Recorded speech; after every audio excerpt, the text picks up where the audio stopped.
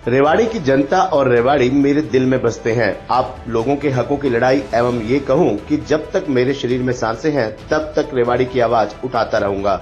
उच्चब model town में अपने कार्यालय पर कार्यकर्ता बैठक को संबोधित करते हुए भाजपा के वरिष्ठ नेता एवं पूर्व जिला प्रमुख सतीश यादव ने कहे। सतीश यादव ने मॉडल टाउन क्षेत्र अपने कार्यालय पर चाय पर चर्चा के लिए कार्यकर्ताओं की बैठक बुलाई। उन्होंने विधानसभा चुनाव लड़ने के लिए कार्यकर्ताओं से रायशुमारी की, अपितु ये भी ऐलान किया कि पार्टी टिकट दे या ना दे वह चुनाव अवश्य लड़ेंगे। उन्होंने कहा कि रेवाड़ी में मुख्यमंत्री की जन आशीर्वाद रैली होनी थी, लेकिन किसी कारणवश वह स्थगित हो गई। उन्होंने कार्यकर्ताओं को रैली का निमंत्रण दिया था, लेकिन रैली नहीं होने के कारण चाय पर चर्चा का प्रोग्राम रखा गया।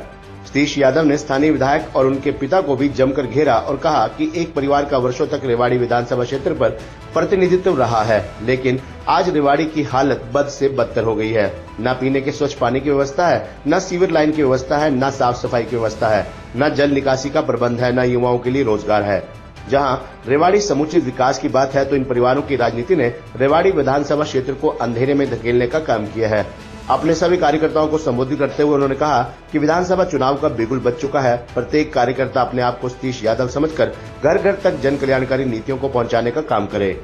कमजोर प्रतिनिधित्व के कारण रेवाड़ी आज शिक्षा, स्वास्थ्य और रोजगार के मामले में पिछड़ा हुआ जिला है। उन्होंने कार्यकर्ताओं से आह्वान किया कि अब समय है बदलाव का और बदलाव के लिए कड़ी मेहनत के साथ कार्य करने की भी जरूरत है। खबरनामा हरियाणा के लिए रेवाड़ी से राजेश शर्मा की रिपोर्ट। हर बार रोकेंगे और रोक रहे हैं और यकीन मानना इस चुनाव में भी मन से कह रहा हूँ कुछ ना कुछ जरूर बिकेगा। 2019 का चुनाव इसलिए लड़ा, जेब में पैसे भी नहीं थे और आज तक मैंने कभी किसी से 100 रुपए भी चंदा नहीं मांगा। जो मेरे बस के जो रूखा सूखा है मैं वही करने का प्रयास करता हूँ। आज कुछ ना कुछ मेरा फिर जरूर बिकेगा, लेकिन मैं 100% आपकी आवाज उठाऊंगा।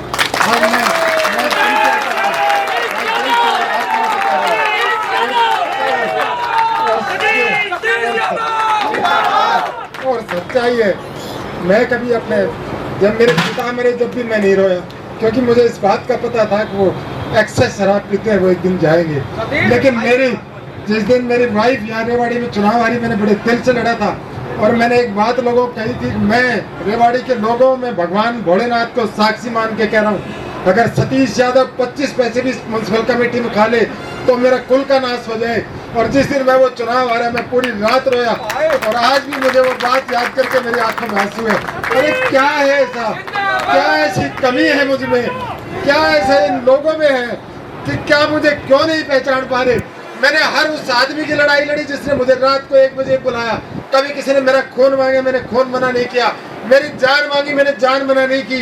एक आदमी नहीं आया इलाके में जो कह दे सतीश हमारे काम नहीं आया तो सतीश यादव आपकी वोट का हकदार नहीं है और मुझे मना कर दो, मैं चुनाव नहीं लड़ूं।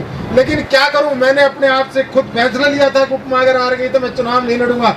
और जब मैं पूरी रात रोया तो उन्होंने मुझे कसम दे के कहा कि सतीश आपको रोना नहीं है और आप जनता के बिना लोगों के बगैर नहीं रह सकते। जिस तरह से मछली जल के बगैर नहीं रह सकती, आप अपने लोगों के बगैर नहीं रह सकते। इसलिए मैं आपको कसम से मुक्त करती, मेरी मजबूरी है, आप लोग, मेरी मजबूरी है। मैं सच बता रहा हूँ, मेरी मजबूरी कोई राजनीति नहीं है। मैंने अनेक नेताओं को देखा है, मैंने इन लोगों की औकात देखी है। मैंने बड़े से बड़े चीफ मिनिस्टर उसको अपनी इस बार के सामने झुकते हुए देखा है और सतीश यादव ने बड़े से बड़े नेताओं के जाके उनके ड्राइंग रूम में बैठ कर लोगों के बारे में क्या बात कहते हैं ये सुनते हुए देखा। आपको कीड़े और मकोड़े समझते हैं, यकीन मानना सतीश यादव आपको अपनी जान से ज्यादा समझता है। आपके लिए जान दे भी सकता है और जान ले भी सकता है। मेरा रोम रोम कर्जदार है आपका। और मैं सोचता हूँ मैंने इस धरा पे जो जमीन पे इस पे जो मैंने इस रेवाड़ी में मेरा नाड़ गड़ा है, जो मैंने इसके जन्म लिया है, मैंने इस धरती पे, मैं किस तरह से उसका कर्ज उतारूं, मैं किस तरह